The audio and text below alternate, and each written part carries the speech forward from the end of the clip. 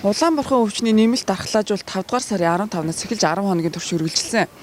Улаанбурханы нэмэлт вакцинжуулалт хамрагдсны дараагаар хүүхдүүд халуурах шинж тэмдэг илэрж байна гэсэн мэдээллийг эцэг эхчүүдэд өгснээ дагуу бид энэ талаар тодруулахаар халдварт өвчин судлалын үндэсний төв дээр ирээд байна. Яг одоо Улаанбаатарт 11 цаг болж байна. Бид халдварт өвчин судлалын үндэсний төвийн Улаанбурханы хүлээн авах танхимын гадаа ирсэн байна. Вакцин тарьсны дараа бол тодорхой хэмжээний бас ургал өгдөг. Ер нь бүх вакцинд ийм байгаа. Тэгэхээр зэрэгтэй холбоотой тэр илэрч байгаа вакцинтай холбоотой гэж үзэж байгаа тэр шинж тэмдгүүд жишээлбэл хал орж байгаа ч юм уу, яхаа өвдөлт өгч байгаа ч юм уу, тарьсан хэсэгт улаах ч юм уу, ийм тохиолдлууд бол ойролцоогоор нэг 3 хүртэл хоног үргэлжлээд өөрөө арилгах хэрэгтэй. За хүүхэд нэлээд удаа хугацаагаар халуураад байх юм бол одоо халуун бооруулах хэмийг эмчийн заавраар эргэлж болно. Уг нь бол ямар нэгэн эмнэлгийн тусламж нарийн төвөгтэй ийм тусламж шаардахгүйгээр тэр вакцины дараах шинж тэмдгүүд өөрөө 3 хүртэл хоногийн дотор арилгах учиртай. Түүнээс цааш үргэлжилж явах юм бол нөгөө өөрийнхөө харьяа дүүргийнхаа эрхийн эрүүл мэндийн төв сумын хэмжээнд хандах хэрэгтэй. Энэ яг Улаанбаатарны одоо сая хийсэн вакцин байгаа шүү дээ.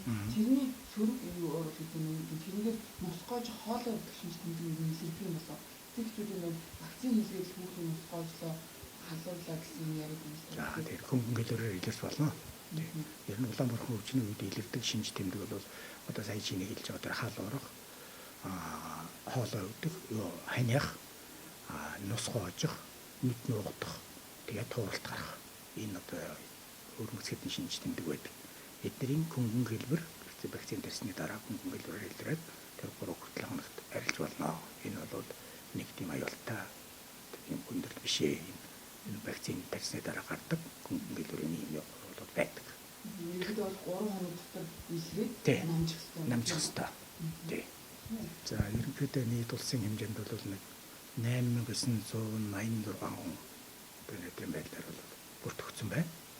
За Улаанбаатар хотын бүх төвөргүүд орон нутгаас бол нэг 14-5 аймагт бол бүртгэгдсэн байна.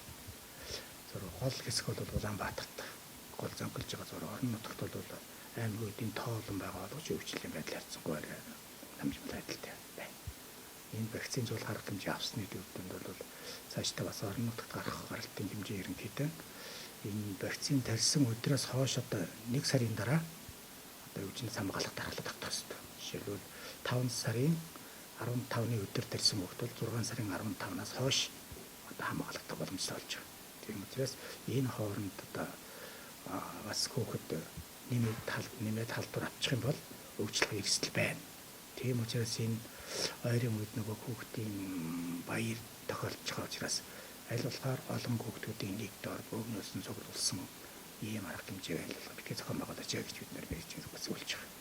5 дугаар сарын 15-наас эхэлсэн Улаанбурхан өвчний нэмэлт дархлаажуулалтад нийт хамрагдах ёстой хүүхдийн 87.1% нь хамрагдсан байна. Хүүхдүүдийг 100% вакцинжуулалтанд хамруулах үүднээс эрүүл мэндийн яам болон халдварт өвчин судлалын үндэсний төвөөс энэ хугацааг сунгаж 6 сарын 5 хүртэл үргэлжлүүлэхээр болжээ. Тийм учраас эцэг эхчүүд хүүхдүүдэд нэмэлт дархлаажуулалтанд хамруулах хэрэгтэй байгааг мэргэжилтнүүд хэлж байна.